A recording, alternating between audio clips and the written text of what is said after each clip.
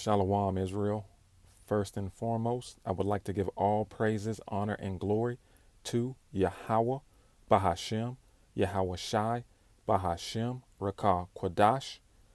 Double honors to the apostles and elders of Great Millstone, and a sincere salutations to the Tabernacle of David, you Akim pushing this truth to the four corners of the earth in all truth and all faith and all sincereness. Lord's willing, this lesson be edifying. Exodus chapter 20 and verse 17. Thou shalt not covet thy neighbor's house. Thou shalt not covet thy neighbor's wife, nor his manservant, nor his maidservant, nor his ox, nor his ass, nor anything that is thy neighbor's. And one thing I've noticed is covetousness is a massive trait that belongs to the wicked. Okay? Esau, Edom. Okay? Malachi, the first chapter, tells you who the wicked is. All right? And covetousness is a massive trait of the wicked. Now, when we go into the definition of the word covetousness, it's covetous, greedy, acquisitive, having or showing a strong desire for especially material possessions. Now, this is it. One of the definitions, the etymology of it. Okay, so this is the definitions from WorldNet. Covetous, showing extreme cupidity, painfully desirous of another's advantage. Okay, immoderately desirous of acquiring wealth. So in Jeremiah, the 51st chapter, it's going into the future prophecy of the destruction of America. Okay, Babylon the Great. And it reads, set up the standard upon the walls of Babylon. Make the watch strong. Set up the watchmen. Prepare the ambushes. For the Lord Yahweh hath both devised and done that which he spake against the inhabitants of Babylon. O thou that dwelleth upon many waters, which is America, abundant in treasure, thine end is come, and the measure of thy covetousness. And you can easily see why this man covetousness is going to cause these other nations, including America's Babylon the Great's allies, to turn on her, okay, and burn her with fire. All right. So once again, covetous, showing extreme cupidity. All right. And the definition of cupidity, eager desire to possess something. So showing extreme cupidity, painfully desirous of another's advantages, man. Can't be satisfied with what you have. And you can see, let's go to First Maccabees, the first chapter. And all these Edomites have this trait. And we're going to read about Alexander the Great and how, because of covetousness, he conquered the majority of the known world at that time. All right, so this is First Maccabees chapter 1 from the top.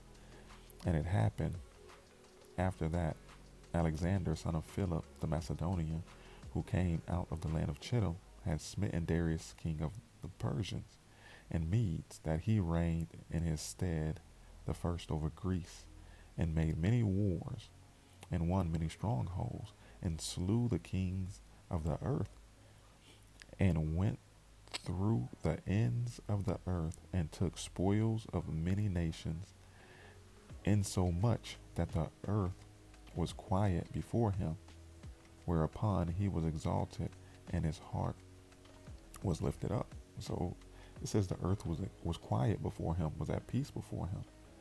But because of his covetousness, this man went in, conquering, raping, robbing, you know, taking, what he wanted. Okay.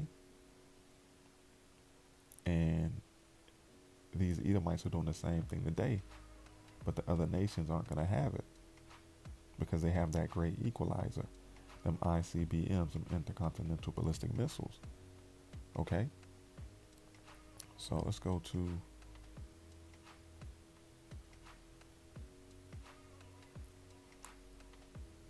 Habakkuk chapter 2 and verse 5. Yea, also because he transgresseth by wine, okay, which is his philosophies, his democracy, his way of life. He is a proud man, neither keepeth at home, who enlargeth his desire as hell, and is as death, and cannot be satisfied. All right? And cannot be satisfied, but gather unto him all nations, and heapeth unto him all people.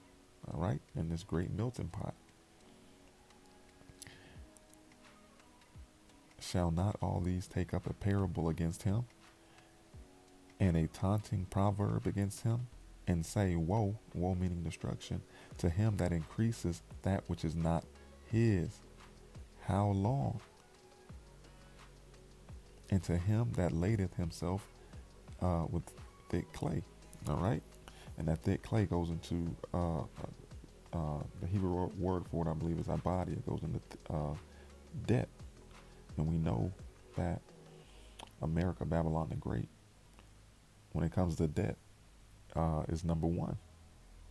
All right? This is a Google search, which country has the most debt. Number one is the United States, okay? Has the most external debt. All right? So back to Habakkuk. We're going to jump down to verse 8. 2 and 8. It says, because thou hast spoiled many nations. All right? Just like Alexander the Great. There's nothing new under the sun. America has, over 800 military bases in all these other countries around the world. And they have gone to war, more than half of the time of the country's existence. So because thou hast spoiled many nations, all the remnant of the people shall spoil thee, because of man's blood, and for the violence of the land, of the city, and of all that dwell therein. Woe, once again, woe meaning destruction, to him that coveteth, and that coveteth an evil covetousness, to his house, that he may set his nest on high, that he may be delivered from the power of evil. All right, and this is why Esau, Edom, the so-called white man, does what he does, man. He takes things to set, goes into these other nations, destroys them, takes their resources to set his nest on high. But there will be a recompense for that. All right. So anyway, I think that's it. All right. Lord's willing, this was edifying. Shalom.